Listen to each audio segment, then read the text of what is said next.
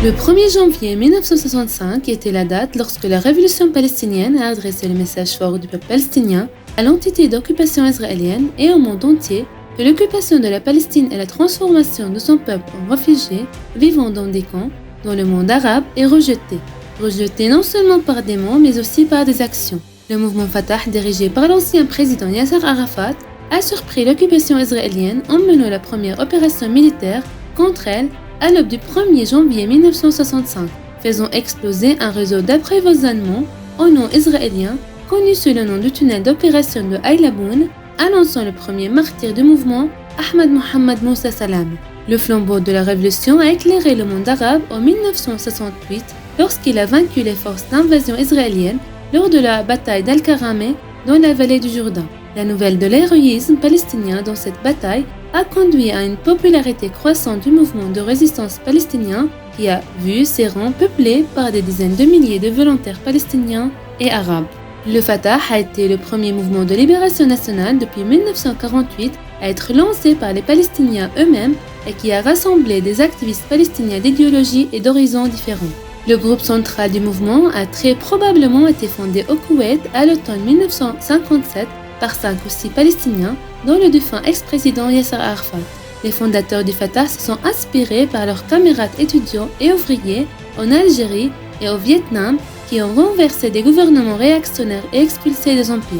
Après le lancement de frappes armées contre l'occupation israélienne, la cession du Fatah au pouvoir au sein de l'OLP a été rapide.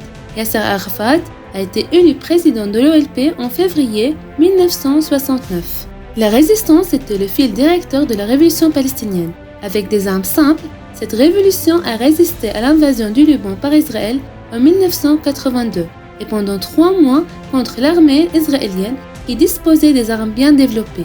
Après ces 3 mois sanglants, la révolution palestinienne a été contrainte à l'exil de sa base libanaise vers la Tunisie. La résistance a continué et la première intifada a été lancée à Gaza et dans la Cisjordanie en 1987. Les Palestiniens ont réagi au changement politique dans la région et ont entamé des négociations sous le patronage américain international avec Israël en 1991. Le 13 septembre 1993, l'OLP a signé l'accord intérimaire d'Oslo avec Israël comme une étape d'établissement de l'État palestinien sur les terres occupées de 1967, avec Jérusalem comme capitale, puis mettant fin au conflit. L'utilisation d'Oslo par Israël pour construire davantage de colonies et assassiner les Palestiniens a conduit à une nouvelle étape de la révolution palestinienne.